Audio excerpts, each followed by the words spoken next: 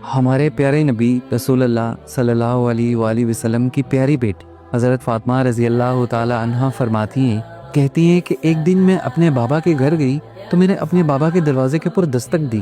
کہتی ہیں کہ میرے بابا مجھ سے اتنا پیار کرتے تھے کہ وہ دروازے کی دستک سے پہچان لیتے تھے کہ میری بیٹی فاطمہ آ گئی ہے۔ یہ تو فاطمہ کا دستک دینے کا طریقہ ہے۔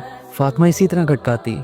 حضرت فاطمہ کہتی ہیں کہ جب میں گھر اندر گئی نا تو آپ صلی اللہ علیہ وآلہ وسلم کھڑے ہوئے، مجھے پیار سے بٹھایا، اپنی جگہ پر بٹھایا اور کہا کہ بیٹی فاطمہ، تم مجھ سے اس دنیا کی ساری دولت لینا چاہتی ہو نا تو لے لو، مجھ سے اس دنیا میں تم جو خواہش کرو گی میں تمہاری وہ خواہش پوری کروں گا، لیکن آخرت کے دن میں تمہاری مدد نہیں کر سکتا، آخرت کے دن اللہ کے سامنے میں تمہارا مقدمہ نہیں لڑ سکتا۔ میری پیاری بیٹی فاطمہ، آخرت کے دن صرف اور صرف تمہارے اعمال ہی ہیں جو تمہارے کام آئیں گے۔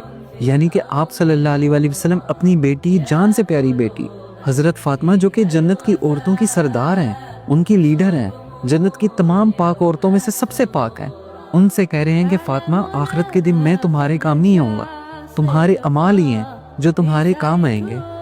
تو پھر آخرت کے دن کیا ہوگا؟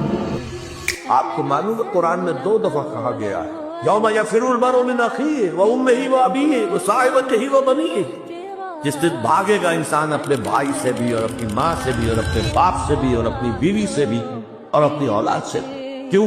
نفسی نفسی نفسی نفسی نفسی نفسی، مجھے بچا لیا، مجھے بچا لیا جا رہا ہے، میری اولاد کو جھونک دو، میرے ماں باپ کو جھونک دو، میری بیوی کو جھونک دو، بیوی کہے گی میرے شوہر کو جھونک دو، مجھے یہی نفسی نفسی دنیا میں رہے آپ کی، مجھے اپنے آپ کو بچانا ہے سب سے پہلے۔